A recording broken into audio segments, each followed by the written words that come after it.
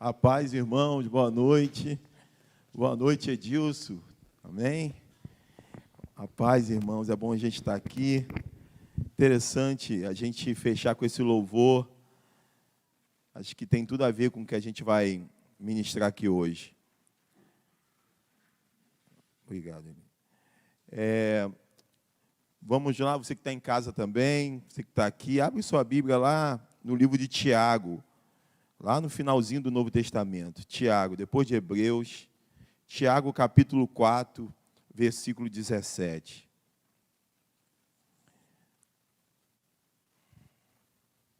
Tiago 4, 17.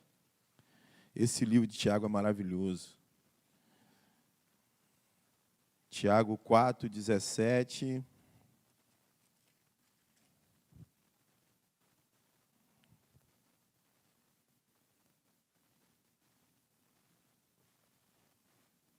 Diz assim: aquele, pois, que sabe fazer o bem e o não faz, comete pecado. Amém? Vou ler aqui na versão, acho que a minha deve estar igual, deixa eu ver, tá. Portanto, pensem nisto, quem sabe que deve fazer o bem e não o faz, comete pecado. Amém? Só esse texto, depois a gente vai ler um outro texto aí no Antigo Testamento. Vamos orar. Senhor, obrigado por essa noite, obrigado por esse momento, essa oportunidade que o Senhor nos dá. É uma oportunidade maravilhosa da gente poder meditar na Tua Palavra, depois dessa adoração, depois de declarar que o Senhor é o nosso tudo, nosso dono, e que a gente quer Te agradar, Senhor. Tem tudo a ver com o que nós vamos ministrar agora, então nos ajuda a entender aquilo que o Senhor quer falar conosco. Pai, assim eu oro em nome de Jesus. Amém. Enquanto a gente estava adorando com os jovens, eu estava refletindo no que a gente estava cantando. Uma vez, há muito tempo atrás, o pastor Dalci foi cantar um louvor. A gente estava ainda na primeira igreja, em frente à Heliogás, a igreja ali ainda. E o pastor Dalci estava com violão e ele foi ministrar um louvor. E antes de ministrar, ele começou a falar sobre como era difícil cantar o louvor que ele iria cantar, que era aquele louvor que fez muito sucesso na época. Abro mão dos meus sonhos, abro mão dos meus planos, abro mão da minha vida por Ti, abro mão dos prazeres, das minhas vontades. E ele falava do quanto que era complicado cantar essa canção. A gente tem algumas opções. A gente tem a opção de cantar uma canção que nós não fizemos e só abrir a boca e emitir som. Mas a proposta do culto é você cultuar, é você de fato declarar e você tomar posse do que você está cantando. Então, se essa é uma verdade, então, enquanto a gente estava ministrando aqui, voltando aí para essa canção Essência, se puder colocar para mim, Sueli, essa canção Essência, olha o que a gente cantou e como que é sério isso. Olha como que a gente se compromete. Se a gente pudesse, era bom a gente nem vir para cá. Por isso, talvez não venham tantas pessoas. Talvez não são tantas pessoas que assistem. Talvez, quanto mais conhecimento a gente tenha do quanto é sério estar aqui, talvez a gente tenha medo, às vezes. Mas, na verdade, a gente vai ver também hoje que não adianta também fugir. Né? Tudo é decisão. Mas olha o que a gente cantou. A cada passo que eu dou, em cada frase que eu falar, em cada música cantada, quero Te agradar, quero Te agradar, quero Te agradar, Senhor. Aí ele vai repetir, depois ele vai dizer, meu amor, meu tudo. Olha aí, meu amor, meu tudo. Isso é sério demais. Te adorar é o meu prazer. Meu Senhor, olha aí, meu dono. Meu dono. A essência que me faz viver. Ele é a essência, você está dizendo que ele é a essência que te faz viver. Só Tu és a minha canção, só Tu és a minha canção. Então, vamos pensar agora, enquanto estava ministrando, eu fiquei pensando na realidade parecida com a realidade da época da lei, quando Ananias e Safira, eles estão ali em Atos, no início da igreja primitiva. A igreja começa a ter uma atitude espontânea de não deixar ninguém ter falta. Se tinha algum membro da igreja que tinha falta, espontaneamente, ninguém falou nada. Ninguém falou assim, a regra aqui é a seguinte, todo mundo vai vender o que tem e vai dar para quem não tem. Não, ninguém falou isso. Mas aquilo foi espontaneamente, pessoas se levantando, dizendo, olha, eu tenho um terreno que está um tempão lá parado, eu já vendi, e está aqui o dinheiro do terreno, e eu quero que use esse dinheiro para abençoar algum irmão aqui que esteja em uma situação que não está legal. Daqui a pouco aparece outra pessoa, olha, eu tinha lá uma carruagem que eu não estava usando, e eu vendi a carruagem, está aqui o dinheiro. Aquilo espontaneamente, ninguém falou nada, eles entenderam que aquilo tinha que acontecer. E nesse meio, muitos talvez não tenham vendido. Muitos continuaram com seus terrenos, continuaram com as suas coisas, normal, não era algo obrigatório. Aí aparece um casal, Ananias e Safira, e diz assim, chegam lá e dizem assim, olha, vendemos um terreno, está aqui o dinheiro do terreno, nós queremos também que esse dinheiro seja investido na vida de alguém. E aí, Pedro olha para ela e fala assim, Safira, por que Satanás, Ananias, por que Satanás encheu o teu coração? Por que você está tentando mentir ao Espírito Santo? E aí, daqui a pouco, o cara tem ali um ataque cardíaco e cai. Pum. Imagina hoje, no dia de hoje, o escândalo. E aí o pessoal carrega o corpo dele, leva. Novo Testamento, igreja primitiva, não é na lei, não. Daqui a pouco chega a esposa deles, Safira, sem saber de nada. E aí ele pergunta, Safira, por quanto vocês venderam aquele terreno e tal? Ela, por tanto e tal. Ela, por que você também está pensando em mentir para o Espírito Santo? Aqui estão os pés daqueles que acabaram de carregar o teu marido, o corpo do teu marido. E eles também vão te carregar. Aí ela vai, pum, cai morta. Imagina um escândalo. Sabe o que eles fizeram? Eles venderam a propriedade, omitiram o valor da venda e deram parte para a igreja como se estivesse dando tudo.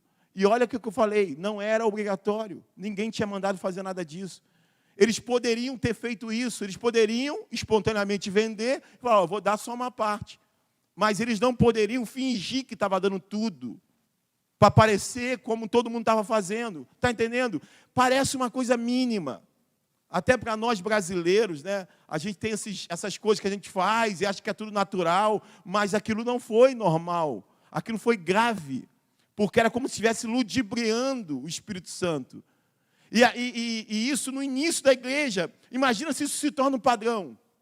Imagina se aquilo se torna um padrão hoje. Quando a gente cantasse isso, olha só, a cada passo que eu dou, em cada frase que eu falar, em cada música que eu canto, o que eu quero? Cada passo que eu dou, eu quero te agradar. A música que eu canto, eu quero te agradar. Tu és meu Senhor. Olha o que ele vai dizer, meu amor, meu tudo. Nós estamos dizendo que Ele é o nosso tudo. Nós estamos dizendo que adorar Ele é o nosso prazer. Nós estamos dizendo que Ele é o nosso Senhor, Ele é meu Senhor. Ser o meu Senhor é ter total liberdade no que eu faço, no que eu decido, no que eu falo, em tudo. Ele é meu Senhor. Nós mesmos estamos declarando isso. Nós estamos dizendo que Ele é o nosso dono. A essência, nós estamos dizendo que Ele é a essência que nos faz viver. Então imagina se o padrão lá de Ananias e Safira, se Deus agisse da mesma forma hoje, será que a gente levantava daqui para ir embora? Ou será que nós seríamos carregados? Ia ser um grande escândalo. Iam vir buscar só os nossos corpos. Então, hoje, nesse tema, iniciativa, tem muito a ver com isso. Nós vemos aqui Tiago, se você pegar Tiago aqui, ele está falando de várias coisas.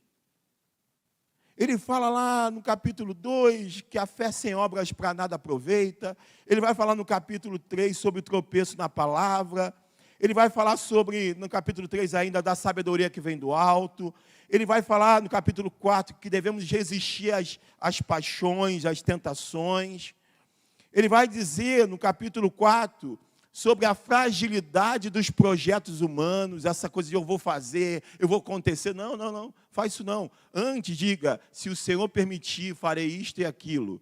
E nesse contexto, do nada, no versículo 17, ele fala o que nós acabamos de ler. Do nada, como se desse uma pausa, ele vai dizer, portanto, pensem nisso. Ele vai dizer. Quem sabe que deve fazer o bem e não faz, comete pecado. Do nada ele fala isso. Então, ele está dizendo uma coisa muito séria. Ele está dizendo o seguinte, que saber fazer e não agir, não adianta nada. Se você sabe fazer o bem e você não faz, isso também é pecado. E é muito interessante. Olha o que eu escrevi aqui. Nós temos a tendência de achar que pecado é somente fazer o que é mal. Pecado é fazer o que é mal. Mas o que nós estamos lendo aqui, que pecado não é só fazer o que é mal. Não fazer o que é certo também é pecado. Saber o que tem que ser feito e não fazer se configura pecado. O texto nos alerta que deixar de fazer o bem também é pecado, é omissão. Então, diante disso, eu queria pensar com você sobre isso, sobre iniciativa. Se você sabe o que tem que ser feito, se você sabe que você sabe fazer o bem e você não age, você não tem iniciativa, você está cometendo pecado também.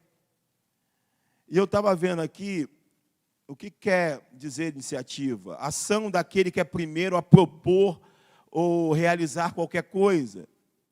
Traço do caráter que leva alguém a empreender alguma coisa ou tomar decisões por conta própria. Tem uma disposição natural, um ânimo pronto. Ele é energético para conceber, para fazer. Ter iniciativa é isso, é ser proativo. E aí, eu fiquei pensando quanto pós-pandemia nós nos tornamos mais paralisados ainda do que nós já éramos. Como que nós procrastinamos mais ainda as coisas. Como que nós nos tornamos lentos para agir, para atuar, para fazer. Como que os chamados, qualquer fala, qualquer chamado, dificilmente é atendido. Essa é a sensação que se tem. Sabe, é uma postura de não iniciativa, é de ficar no bolo, é de ficar no meio, e se sobrar algo eu faço, mas não tem aquela proatividade, deixa comigo. Dificilmente tem esse deixa comigo. E hoje o Senhor, que a gente acabou de cantar, que Ele é a nossa essência, Ele é o nosso dono, Ele é o nosso tudo, está chamando nossa atenção para o quanto é grave a não iniciativa nas coisas. O quanto que é grave olhar o mundo, sentir, porque Ele fala, Ele se comunica, Ele mostra, sentir e não pegar o que você sente e transformar em ação. E tudo é grave. Eu fui fui no velório do pai do Anderson. E ali a gente teve um momento ali de despedida, e eu achei interessante que no final, nós já tínhamos orado, o Anderson pegou a palavra e ele falou uma coisa que me chamou muita atenção.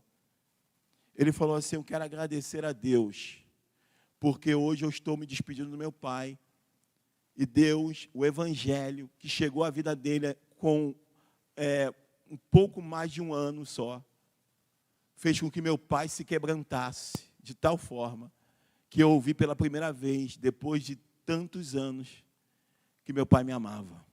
Eu nunca tinha escutado do meu pai que ele me amava. O Evangelho me proporcionou essa experiência, que está fazendo com que eu vou me despedir dele aqui, mas que eu não fique amargurado. Eu olhei aquilo e falei, gente, olha como as oportunidades são passageiras. E eu fiquei pensando como seria aquele momento se isso não tivesse acontecido. E hoje eu conversando com o Anderson, eu falei, Anderson, que Deus é esse que te deu essa oportunidade. Mas quantas coisas que, se a gente não tiver iniciativa, não mudam.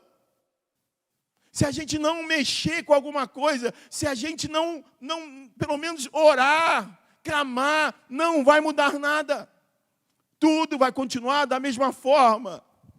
A pessoa que você ama está se acabando, no alcoolismo, ou nas drogas, ou na prostituição, ou na dívida de jogos, e nós contemplando isso e vivendo naturalmente, quando talvez uma mensagem, uma atitude, um telefonema, uma oração de madrugada vai começar a surtir um efeito como uma marola que vai indo, e vai se transformando numa grande onda e que vai lavar aquela pessoa, que vai transformar. Mas uma coisa é certa, nós precisamos ter atitude. Porque simplesmente saber fazer e não fazer não adianta nada. E eu queria pegar um exemplo que eu já trouxe aqui, mas eu queria mais uma vez pegá-lo. 2 Reis, capítulo 4, versículo 8, Suelen. 2 Reis 4, 8, que é o exemplo da sunamita. Eu pensando nisso, veio esse exemplo, 2 Reis, capítulo 4, versículo 8. Diz assim, nós vamos parando aí comentando, certo dia, eu gosto disso, porque essa expressão certo dia, ela nos remete a um dia de rotina, um dia comum. Não é um dia, esse dia, não, é certo dia. E quando a gente toma iniciativa, a gente muda o certo dia e faz o dia. Quando o pai do Anderson, movido pelo Evangelho, ele descobriu câncer com 1 ano. Ele ficou lutando 1 ano apenas. E ele se batizou há pouco tempo, e ele foi descobrindo. E certo dia ele entendeu que ele precisava falar para o filho dele o quanto ele era importante, o quanto ele o amava. Certo dia, quando a gente toma uma iniciativa, nós podemos mudar tudo, toda uma situação. Então, certo dia, Eliseu foi a Sunem. Essa é a rotina de um profeta chamado Eliseu. Ele foi a essa cidade chamada de Sunem, onde uma mulher rica insistiu que ele fosse tomar uma refeição em sua casa. Então, Eliseu, profeta, vai a essa cidade chamada Sunem, e nessa cidade tinha uma mulher rica, que ela fez? Ela tomou a iniciativa, ela insistiu. Sabe, ela fez algo, ela olhou e ela insistiu, ela se moveu em direção àquilo. Ela insistiu para que ele fosse tomar uma refeição em sua casa. Depois disso, depois dessa insistência, depois dessa abertura, depois desse convite, depois disso, sempre que passava por ali, ele parava para uma refeição. Então, nós temos uma cidade. Nós temos uma mulher nessa cidade, nós temos um profeta, nós temos um certo dia, nós temos um profeta na sua rotina de profeta, mas nós temos uma mulher que olhou como todo mundo olhou, mas decidiu ter iniciativa. Por quê? Porque no mundo espiritual, aquele homem estava numa ação e numa missão. Se você olhar a história do profeta Eliseu, você vai ver o quanto que Deus o levantou, o quanto que Deus o usou. E em meio àquela cidade, alguém olhou que todo mundo estava olhando, mas decidiu convidar, decidiu tomar iniciativa e dizer, olha, vem tomar café na minha casa. Normalmente a gente vai viver como todo mundo e a gente vai sempre pensar, não vou. No outro dia eu estava vendo alguém falando isso, que sentiu vontade de elogiar uma pessoa, mas olhou e falou assim, acho que ela não vai entender. Acho que não vai compreender o que eu vou falar. E daqui a pouco outra pessoa elogiou. Já elogiaram, então. Assim, a gente vive o tempo todo fazendo esse tipo de pensamento. E parando, e ficando travado, e não tomando iniciativa. E nada muda. Mas essa mulher não, ela falou, e ela, diz o texto, ela insistiu que ele fosse tomar uma refeição em sua casa. E depois disso, isso gerou uma rotina de toda vez que o profeta fosse naquela cidade. Para onde ele ia? Para a casa dessa mulher. E aí, podia parar por ali, já fiz minha parte. Toda vez que ele vem, ele tem um café, ele tem um pão, ele é bem tratado. Mas não, ela continua nessa iniciativa, versículo 9. Em vista disso, ela disse ao marido, sei que esse homem que sempre vem aqui é um santo homem de Deus. Gente, olha, eu estava vendo uma pregação do pastor Jean Carlo. essa semana. Eu conversando com ele alguma coisa, ele falou, pô, assiste a pregação de domingo. Eu preguei de manhã lá. É lá, acho que próximo ao Recreio, a igreja dele. E aí eu assisti a pregação dele e fiquei assistindo. E eu falei assim, gente, às vezes a gente tem uma sensação que está tudo ruim, que as igrejas estão tudo corrompidas, que ninguém tem compromisso, que ninguém prega uma coisa séria, um equilíbrio. E eu fiquei vendo o pastor Giancarlo pregando. E eu falei, gente, que maravilha, que coisa maravilhosa, que palavra maravilhosa. E eu fiquei pensando no quanto é importante a gente ter esse diálogo que essa mulher teve com o marido. E ela disse assim, olha, ela disse, sei que esse homem que sempre vem aqui é um santo homem de Deus. Falta isso nas pessoas. A gente que começa a ter contato com uma palavra mais cuidadosa, uma palavra mais equilibrada, a gente se torna exigente. Cleide está nos assistindo agora. Essa semana conversando com o Cleide sobre isso, sobre ela congregar em algum lugar, ela está morando longe. Eu falei, Cleide, você tem que congregar, suas filhas têm que estar na escola dominical. E a gente falava sobre a dificuldade que a gente cria por não comer qualquer coisa, por não aceitar qualquer tipo de coisa. Eu falava com Douglas agora, de como que as pessoas às vezes manipulam. Aí eu dava um exemplo para ele de uma pessoa muito conhecida, que fez uma conferência grande, muita gente num lugar, num clube, e ele deu um envelope para toda aquela multidão. Vamos dizer, tinha ali, 3.000 pessoas. Todas as 3.000 pessoas receberam o envelope.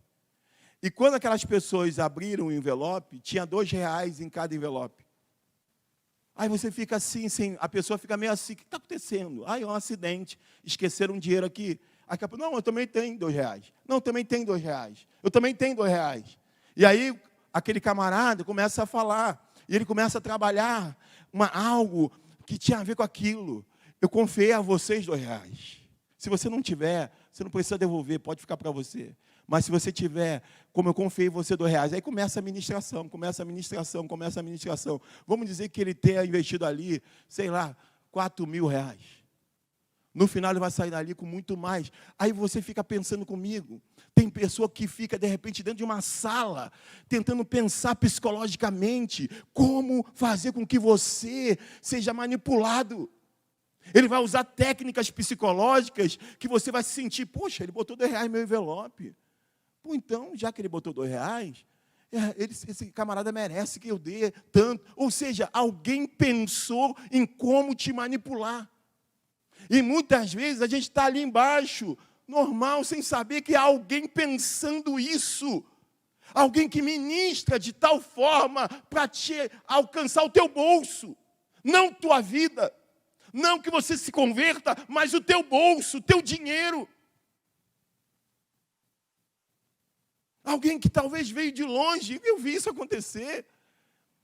E ele vai ministrar em cima de uma palavra em que ele vai ter, no final, a oferta vai ser atrelada à mensagem, ele vai mandar dar o envelope, e ele vai levantar um grande recurso, mais do que normal daquele lugar, porque ele não é dali, ele veio de fora, ele é um cantor, ele é um pregador famoso, e no final, ele vai continuar ali cantando, e há um secretário dele que vai acompanhar o tesoureiro, porque ele quer saber qual foi a quantia que entrou, e ele tem tantos % naquela quantia que entrou. Só que você está aí, nós podemos estar aqui, sem ter essa ciência de que alguém falou palavras, e que naquilo que ele falou, naquilo que ele deu o remédio para você, ele tem interesse naquilo. Não é estranho pensar isso? Você não se sente enganado? Você não se sente constrangido? Sou cismado até com o médico. Quando o médico fala, vai nessa farmácia aqui, essa receita que eu te dei, vai nessa farmácia daqui de baixo e fala com aquele farmacêutico lá. Normalmente eu não vou, porque eu fico cismado. Porque o cara fala, foi fulano que mandou, tá bom. Aí depois ele vai, no final do ano, uma viagem. Você mandou tantos clientes para a gente. É tudo, a gente não sabe, mas você está dentro de um jogo. Sem falar cirurgia sem necessidade. Imagina isso, alguém abrir uma pessoa, fazer uma cirurgia sem você ter necessidade de ser operado. Passamos uma luta com a cirurgia de varize. A gente tinha que fazer a cirurgia, tem que usar meia caríssima. Aí a gente falou assim, beleza, vamos pesquisar meia. Aí daqui a pouco, não, ele falou que não pode comprar em outro lugar. Como que não pode comprar em outro lugar? Tem que comprar com a secretária dele. Ué, como que pode isso? Não, eu quero comprar em outro lugar, eu quero pesquisar preço. Não, tem que ser com ele. Aí eu, não, ele vai fazer a cirurgia, ele vai receber pela cirurgia, acabou. Gente, ele ia cancelar a cirurgia porque não ia comprar a meia com a secretária dele. Tá tudo, porque o cara quer ganhar em tudo. Tivemos que ceder. Se a gente não comprasse a meia com a secretária, e não era por uma questão de marca ou de cuidado, não, era simplesmente porque estava tudo junto. Gente, imagina agora isso no meio aí do comércio, é horrível, mas beleza. Imagina isso com o espiritual. Imagina isso falando de Deus. Aí a gente encontra um lugar onde nós somos esse aqui. É isso, ó. Não tem segredo. É isso aqui. É essa realidade aqui. E a gente não faz com essa mulher. Eu vejo que esse homem é um santo homem de Deus. Eu vejo que o pastor Jean é um santo homem de Deus. Eu não preciso que alguém me lembre que eu tenho que investir nesse ministério, que eu tenho que investir nessa pessoa, que eu tenho que levar a sério aquele missionário que está lá, pagando preço de verdade. Ele não é um enganador, ele não é um aproveitador. Muitas vezes ele pega o dinheiro que ele recebe e ele investe na vida de alguém. De mandar dinheiro para fazer um tratamento dentário do missionário e o missionário gastar com uma família. Aí a gente vai para uma live de alguém dando profetada, que eu falei que muitos desses aí dessas lives vai fazer falir comediante. Tem um que está assim, falando na live, daqui a pouco ele, oi! Fica ali 3 minutos, você pensa até que o vídeo parou. O vídeo parou, não. Aí tipo foi arrebatado. Daqui a pouco ele volta, tô aonde? Tô aonde? Gente, você vai ver 3.000 pessoas na live. 4.000 pessoas. Como que a gente valoriza lixo? Gente que faz pix. Tem uma mulher que é uma brincadeira. Virou meme, a pastora do pix. Essa mulher olhou e disse, olha, ela disse, sei que esse homem que vem sempre aqui é um santo homem de Deus. Digo isso não para a gente, não, é em termos geral, a gente olhar isso. Pastor Léo, olha rapaz, olha que homem sério. Aí um dia ele estava fazendo aniversário de casamento, aí ele foi levar um livro para mim, aí estou indo passear agora, aniversário de casamento, eu falei, meu irmão, vou te fazer uma oferta agora, para você poder jantar com sua esposa, para ajudar aí. É uma pessoa que a gente tem que valorizar. Tem gente séria, tem gente comprometida. Essa mulher falou, ela teve iniciativa. Ei, eu estou vendo que esse homem que vem aqui é um santo homem de Deus. Ele não é um homem, sabe, qualquer. Ele é um homem sério. Gente, não foi ele que disse, eu vou tomar café na tua casa, não. Ela que estava convidando insistentemente ele. Só depois disso que ele passou a ir lá. Aí ela vai vendo o comportamento daquele homem, ela diz, ei, eu estou vendo que esse homem é sério mesmo. Aí o que acontece no 10? Olha a iniciativa dela. Vamos construir lá em cima um quartinho de tijolos. Colocar nele uma cama, uma mesa, uma cadeira, uma lamparina para ele. Assim, sempre que nos visitar, ele poderá ocupá-lo. Gente, iniciativa dela. Ela olhou, vamos melhorar isso aqui. Quando ele vem, ele fica meio que no improviso. Tem que botar uma cama aí improvisada. Não, vamos fazer o seguinte, meu marido. Ela chama o marido. Vamos fazer um quartinho para ele? Vamos arrumar esse quartinho? Ei, se você pegar as lutas desse profeta, eram iguais aos muitos profetas. Lidando com guerra, lidando com traição, lidando com reis, ameaçando. Aquilo para Eliseu era como se fosse um bálsamo, era como se fosse, sabe, um campos verdejantes, era como se fosse um refrigério na alma. Eliseu, nós estamos vendo que você é um homem sério e você não está sozinho. Você não está sozinho, há muita gente que sabe quem você é. Eu sou uma delas, que estou vendo o que você está fazendo. E o que eu puder fazer para melhorar a sua forma de trabalho, para te dar uma condição melhor, eu vou fazer. Então, eu decidi, ela vai e faz um quarto. Vamos fazer um quarto. Olha os detalhes. Tijolo, colocar uma cama, vamos colocar uma mesa, vamos colocar uma cadeira, vamos colocar uma lamparina, porque ele vai querer escrever as profecias, ele vai querer enviar as cartas. Olha só, assim sempre que nos visitar, ele poderá ocupá-lo. Gente, é isso que o Senhor está falando com a gente, se Ele é o nosso dono, se Ele é o nosso tudo. Cadê nossa iniciativa? Cadê nossa sensibilidade para perceber um irmão, uma irmã que precisa de uma palavra, que precisa de uma visita, que precisa de um abraço, que precisa de um socorro? Como que a gente não percebe? Porque Ele fala, porque Ele mostra. Ou Deus parou de falar, como Ele falava para minha mãe: vai na casa da irmã fulana, minha mãe ia, a gente vai para onde? Eu vou lá porque ela está chamando. Mãe, não está chamando coisa nenhuma. Meu Deus falou comigo que ela está chamando. Gente, cadê isso? Isso acabou? Aí, eu que era adolescente, passando aquela fase de incredulidade, eu falei, eu vou lá só para ver esse negócio. Você vê, minha mãe não está bem não da cabeça. Chegava lá perto da casa de Robinho. Era do lado da casa de Robinho, um portão de madeira. Era a irmã, qual é o nome dela, disse? Não, eu esqueci o nome dela. Alguém? Lia, irmã Lia. Aí tinha um portão de madeira, aí eu ali, aí minha mãe tentava abrir, fechado. Eu sempre fui ruim de pular muro, de subir em árvore, eu era péssimo. Aí Robinho não, Robinho já era, né? Aí minha mãe, Robinho, pula aqui para mim. Aí Robinho pulava, abria por dentro, minha mãe entrava. Estava a dona irmã Leia, sem água, sozinha, os filhos viajaram, botaram a vasilha de água igual cachorro, sem comida, toda suja de fezes, e para morrer.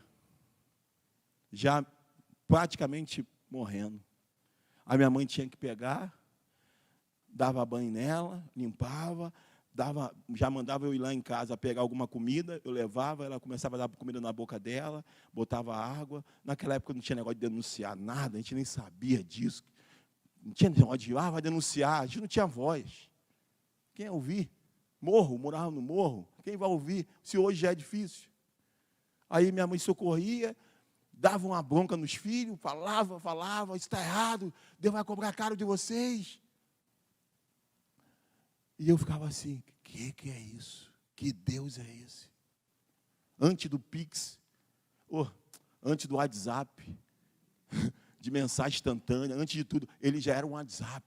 Ele continua falando, ele continua se comunicando. Se ele tocou no teu coração, pode ver, porque ele está te tocando sobre o teu vizinho. E é importante você ser sensível. É importante você se perguntar, por que eu estou tão incomodado com o meu vizinho? Por que eu estou com desejo de ir lá e perguntar para ele o que está acontecendo? Ele continua se comunicando. Ele continua falando. Aí, versículo 11, um dia quando Eliseu chegou, subiu ao seu quarto e deitou-se. Ele mandou o seu servo Geazi chamar a sunamita. Ele a chamou e quando ela veio, Eliseu mandou o Geazi dizer-lhe, você tem todo este trabalho por nossa causa. O que podemos fazer por você? É como se ele sentasse, deitasse na cama, olhasse o quadro, olhasse tudo arrumadinho, a mesa, e ele falava, rapaz, essa mulher é demais. Ela fez isso tudo para a gente, isso está errado, a gente tem que compensá-la de alguma forma. Então ele manda Geazi chamar e pergunta, o que nós podemos fazer por você? Quer que eu interceda por você ao rei ou ao comandante do exército? O profeta tinha abertura com o rei, com o comandante do exército. Quer que eu fale alguma coisa com eles? Para resolver alguma questão? Ela respondeu, estou bem entre a minha própria gente. Aquela mulher era rica. Ela disse, eu não estou bem, eu tenho tudo. Eu tenho tudo. Mais tarde, Eliseu perguntou a Geazi, ele não se conformou. Como que pode alguém não precisar de alguma coisa? Ele falou assim, o que se pode fazer por ela? Ela falou que não quer nada, mas Geazi, eu não me conformo. Ele respondeu, bem, ela não tem filhos. Eu vi aqui que não tem filho, não tem criança nessa casa. E seu marido já é idoso. Então Eliseu mandou chamá-la de novo. Vem cá. Geazi a chamou, ela veio até a porta. E ele lhe disse, é interessante que ela não entra não, ela fica na porta. Ela construiu tudo, mas ela respeita. Coisa incrível. Aí o que ele diz? E ele lhe disse, versículo 16, por volta desta época, no ano que vem, você estará com um filho nos braços. Ele está cantando até a música de El Chão. Depois de 9 meses você vai ver o resultado. Ela contestou.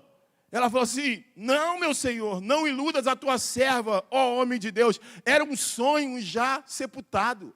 Tem sonho que a gente sepulta. Isso aí não tem mais chance, não. Já está sepultado. Tanto quando ele perguntou, ela nem cogitou isso. Esse homem é homem de Deus, ele é usado por Deus para fazer coisas tremendas. Eu vou pedir um filho. Não, aquilo já era um sonho sepultado. Quando ele tocou, é como se tocasse numa ferida. Ela, não iludas a tua serva, homem de Deus. Não faz isso. Talvez já tinha sofrido muito por causa da esterilidade. Mas como Eliseu lhe dissera, a mulher engravidou e no ano seguinte, por volta daquela mesma época, deu à luz a um filho. A gente sabe que depois esse filho estava no campo lá, pegou uma insolação, foi a óbito. Ela ficou muito chateada porque ela falou, não te pedi nada. Eu não pedi nada. E ela vai até ele, vai até Geazi. Geazi não resolve o problema, ela quer ir até ele. E agora sim ele ora e aquele jovem se levanta de novo, é curado, é ressuscitado. Irmãos, eu fico vendo que uma iniciativa de uma mulher que morava em Sunem, quantas pessoas tinham em Sunem, mas uma mulher que insistiu. Uma mulher que ela não falou, ele aceitou, ela insistiu. Olha quantas coisas ela vivenciou por ter saído do seu comodismo, por ter tomado uma iniciativa de uma ação. E eu tenho certeza que essa ação veio do Espírito Santo de Deus. Veio, como era algo que não é como hoje, que ele habita em nós, mas ele vinha sobre a pessoa, ele direcionava. E aquela mulher agiu, aquela mulher insistiu, e aquela mulher construiu lá um quartinho, e por conta de uma ação, por conta de não ficar acomodada, ela viveu tudo isso. Ela pôde ter um sonho, ressuscitado. Ela pôde carregar um filho. Se você depois chegar em casa e você abrir lá em 2 Reis 8, de 1 ao 6, você vai ver que essa iniciativa gerou uma aliança. A ponto do profeta dizer para ela, olha, sunamita, vai embora, porque vai ter uma fome terrível na cidade. Vai embora para outro lugar. Vai procurar comida, vai embora. Ela pegou a família e foi embora. Ela era avisada, ela se tornou alguém privilegiada. Porque o profeta que estava no centro das situações, alertava para ela, olha, vai vir 7 anos de fome, vai embora, sunamita.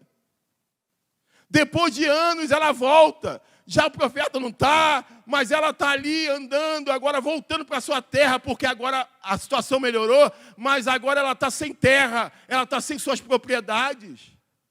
E ela vai procurar quem? O rei. Quando ela chega lá, olha só que coisa tremenda, irmãos. Quando aquela mulher chega até o rei, porque ela vai pedir ao rei, me devolve as minhas terras, eu tive que ir embora por causa da fome. Quando ela chega até o rei, quem está conversando com o rei? Na mesma situação de certo dia, como se fosse uma coincidência. Quem está conversando com o rei? Geazi, que era auxiliar do profeta Eliseu. O que a Geazi estava conversando com o rei? Geazi estava contando para o rei vários milagres que Deus usou Eliseu para fazer. Está contando um por um dos milagres. Um certo dia, essa mulher está vindo. Nesse certo dia, que parece uma coincidência, Geazi está conversando com o rei. E ele está listando os milagres tremendos e extraordinários que Deus usou Eliseu para fazer. Naquela listagem, quando ele entrou na ressurreição do filho da sunamita, quem está chegando ali como uma coincidência? A própria sunamita. E a sunamita chega, Geazi olha, é ela aí. É ela aí, é o filho dela que foi ressuscitado pelo poder de Deus na vida do profeta Eliseu. É ela, acabei de... Que coisa! A Geazi deve ter falado, que coisa incrível, eu estou falando sobre ela, ela chegou. E ali o rei olha, é você, me conta aí, é verdade? Ela é verdade, aconteceu isso e isso. Agora, aproveitando, eu tive que ir embora por causa da fome, me devolve as minhas terras. Aí o rei já estava prontinho. O rei, ei, vai lá e devolve todas as terras dela. Por uma ação, Alexandre, por uma atitude, por alguém que não ficou parado, por alguém que foi sensível, por alguém que agiu, por alguém que, sabe, foi sensível à voz de Deus. Deus começou a abrir portas. Eu fui alguém que vi meu pai viver isso. Meu pai sempre muito simples. Meu pai mal sabia escrever. E agora, o patrão dele, que viu nele um homem sério, um homem trabalhador, ele trabalhava num armarinho, muito conhecido no Rio na época, Casa Arthur, que vendia linha, pano. Meu pai trabalhava ali. E ali, meu pai trabalhando, às vezes ele pegava, no final do dia, e pegava todo o papelão, rasgava, tinha que rasgar para ele vender, para poder complementar a renda dele, o salário dele. E o patrão dele vendo aquilo, e um dia, conversando, o patrão falou assim, seu Pedro, você tem que melhorar, você tem que sair daqui e tal. E meu pai também desejoso de fazer alguma coisa. Só sei que no final das contas, meu pai começou a trabalhar com barco, homens muito ricos, né, com iates, começou a trabalhar fazendo ali como marinheiro e tal. Só sei que dessa história toda, no final das contas, aquele homem indicou meu pai para uma empresa da Marinha Mercante, só que meu pai tinha que fazer uma prova. Meu pai mal sabia, meu pai não sabia nem onde ficava o número da URG dele, não sabia nada. Ele estava ali para fazer aquela prova, ele precisava passar naquela prova. Só sei que Deus agiu de uma maneira sobrenatural. E meu pai conseguiu ser aprovado de uma forma que não temos como explicar. E começou a trabalhar de moço de convés, a situação dele começou a melhorar, ele começou a viajar o Brasil todo, depois ele passou para uma área mais internacional, começou a conhecer o mundo todo. Começou a conhecer vários países, sempre levando minha mãe junto dele. Começou a ganhar em dólar em alguns tempos, ganhava em dólar. Ou seja, por quê? Porque eu sempre vi alguém que era sensível a Deus, na necessidade dos outros. Chegava alguém, a gente ali comendo, minha mãe então, a gente estava ali para comer, dividindo a carne com uma dificuldade, tirando um pedacinho para cada um. Daqui a pouco chegava o irmão. Tinha um conhecido. O irmão Levi, rapaz, irmão Levi chegava. A gente, rapaz, irmão Levi chegou. Na hora certinha. Com a marmitinha dele, a gente, mamãe, mãe, não tira o meu bife não, não tira não. Ela, dá aqui, um pedacinho de cada um. Tirava. Aí o irmão Levi, minha irmã, obrigado. Sabe? E Deus foi abrindo portas. Deus foi tocando. Hoje eu falei com o Ronaldo, hoje o dízimo dele entrou na conta da igreja, e ele que manda mensagem para o pessoal, né, orando pelas pessoas. E aí eu falei, quando eu vi, eu falei, Ronaldo, e agora? Você vai mandar mensagem para você mesmo? Aí eu comecei, eu profetizo na tua vida, eu profetizo na tua família, eu profetizo na sua família, do seu trabalho. Sabe por quê, Ronaldo? Você é alguém que está do meu lado. Você está do meu lado, não só no trabalho, mas também nas suas finanças. Você investindo, eu acredito nesse ministério. Eu acredito nesse trabalho. Sabe, irmãos, nós não podemos só saber fazer, nós temos que fazer. Nós temos que agir. E Deus tem chamado a gente para voltar a viver isso. Você que já vive isso, continue. Não pare, porque eu tenho certeza que tem muita gente aqui assim, que não suporta ver alguém precisando, não suporta ver alguém numa situação difícil, que é sensível à voz de Deus.